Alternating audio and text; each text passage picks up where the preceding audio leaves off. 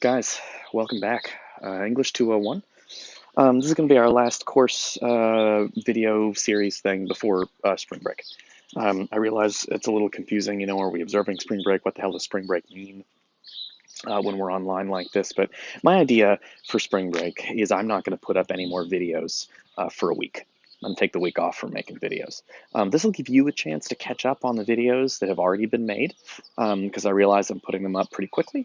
There's a lot of them going up kind of fast, and so a week break will allow a lot of my students kind of join the party. Obviously, COVID kind of took over and caused a bunch of problems, and one of the things that, so for a lot of my students, I made the website, it was ready to go on like the 19th.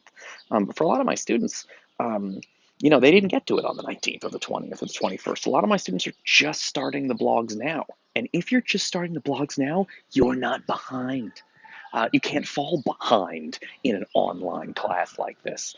So if you're just getting to them now, awesome. So one of my students was like, am I allowed to comment on old blogs from weeks ago? Yes, you are. And I get an email every time you do that. And so I will respond to anything you put up there. So that's what I'm doing with spring break. I'm not going to put videos up during spring break. Now, I'll be available. You want to email me? Email me. I'm probably also going to put some information up over spring breaks and posts and things. The reason, I'm available. I can answer your emails if you want to email me anything. If you want a Skype conversation with me, I'm on Skype. We can have a Skype conversation, like office hours or whatever. I'm available with that stuff if you want to do that. So that's my plan for spring break. Is I'm not going to make videos. You can catch up on the videos that already exist. You can also work on some of your assignments if you want, or you can just take a break if you need it. I don't know, a lot of crazy stuff going on out there. So do what you need. But I'm available if you need me for office hours on Skype or whatever, and I can answer questions over email, and I can email you anything you need. And I will probably put some posts up. I'm probably gonna throw up like an Ask Me Anything, and I may make a goofy video if I get interesting questions and ask me anything. But that's my plan for the next sort of section of this class. I recently put a post up I think you should take a look at. It's on the blog, and it's called How to Pass This Class. And it has your class kind of name on it. So you 201 How to Pass This Class, and you click on that, and then you can get it works essentially a checklist. What do you have to do to pass the class? Well, there's 4 essays, and you got to make sure you do all 4 of them. And it shows you kind of where to find everything and how it all works. And so I'll make those are available for you. Take a look at that. Okay, and I think that's about it for that little announcement there. Otherwise, my plan is really just to keep going today, and just continue to talk about Iago because it's crazy out there. But it's the sun is shining, and so I'm going to keep going through Iago, and we can kind of keep thinking about what's going on. We are still in the long. It's a long scene. It's a long scene. We're still in the lengthy scene in which Shakespeare is describing. Shakespeare has Iago convince Othello that his wife is cheating on him, and he's done that, and then Othello loses his mind, and then Iago kind of fucks them a little bit more while he's in that upset state. So I just want to kind of go back in and kind of keep making my way through that. Oh, I'm sorry. Something else I forgot also back in the previous discussion. So the checklists for how to pass the class include, the 4 papers you have to pass. Also, you're going to want to comment on those blogs. Also, it's my recommendation that you declare your classes pass-fail. I'm working on finding out exactly how to do that, but, keep an eye on your email. There's an announcement coming at some point about how to make your classes pass-fail, because that's going to make everybody's life much easier in this terrible, terrible time. Okay, so we're looking good. So anyway, back to Iago kind of in here. It's crazy to be teaching Shakespeare from my backyard on YouTube. It's just nuts. But, let's do it. It's fun. I'm having fun. I'm having a good time. All right, so let's take a look.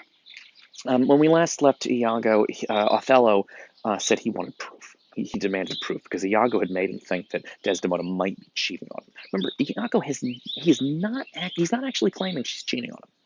He's never said that once. It's one of the sneakiest Iago things that he does. He doesn't actually say, I know for sure she's cheating on you. He just says, maybe she is. And he lets Othello's mind take it from there. Why does Othello's mind take it from there? Because Othello feels like he fundamentally doesn't deserve her. By the way, he doesn't. She's so much better than he is. She's so pure, and she's so good, and she's so true. And he is impulsive.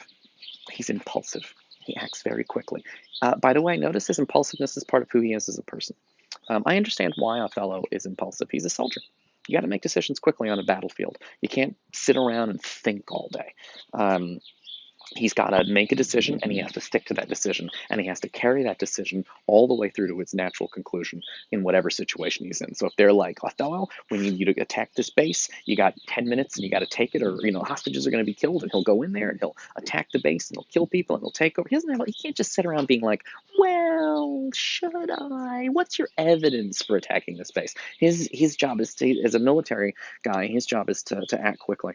um, he has to make tough decisions and he has to make them fast. Um, it makes him a great military commander because he is able to act quickly and make decisions fast and stick to them and carry them all the way through without hesitation. It's a great quality in a military leader. It's a very bad quality at home, because when he feels that his wife might be cheating on him, he's immediately ready to kill her, and he does it. This is one of Shakespeare's most fucked up things, is that you'd think it's a story about a man who is evil. The problem is it's not. It's the story of a man whose qualities are very useful in one area, military life, and very bad in another, at home, domestic with his wife. He's good in military, he's bad in domestic situations.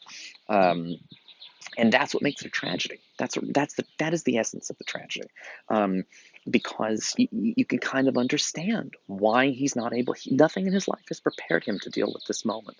Um, we are limited. You are limited in time and space. You grew up in an area. You grew up in a certain region of the world, and you grew up in a certain decade, a certain couple of 20, 30 years. You're alive, and well, hopefully longer than that in total, but I'm just saying at this point in your life it's been 30 years in one area of the country or whatever, and you learn what you learn in that area. And if you go to another time period, or you go to another area of the world, or you're put in a situation that you're not used to being in, the things that you learned, you think the things you learned are universal and true, and they'll be good forever and ever wherever you go. But they're not. They're local. They're local in time and they're local in space. And Othello's education has been local in time and local in space. His education has been on the battlefield.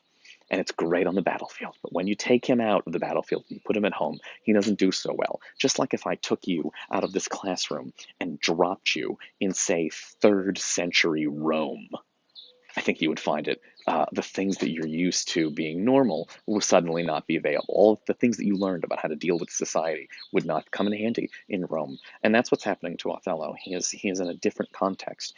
And it's what makes Shakespeare interesting is it's not about evil. I mean, Iago is evil.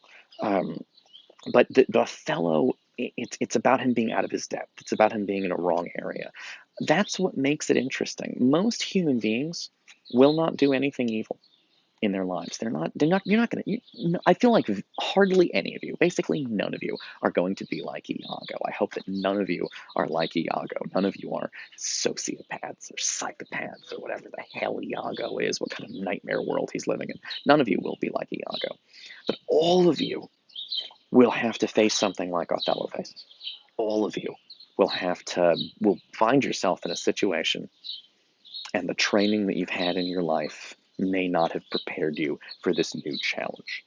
You may find yourself in another part of the world. You may find yourself in a situation in which you're unfamiliar. You might go to someone's house and they're a different religion, and you're not used to the rules in their house. You might marry somebody who has a whole different belief system, and you'll have to think about whether the things that you learned are useful here. For Othello, they're not.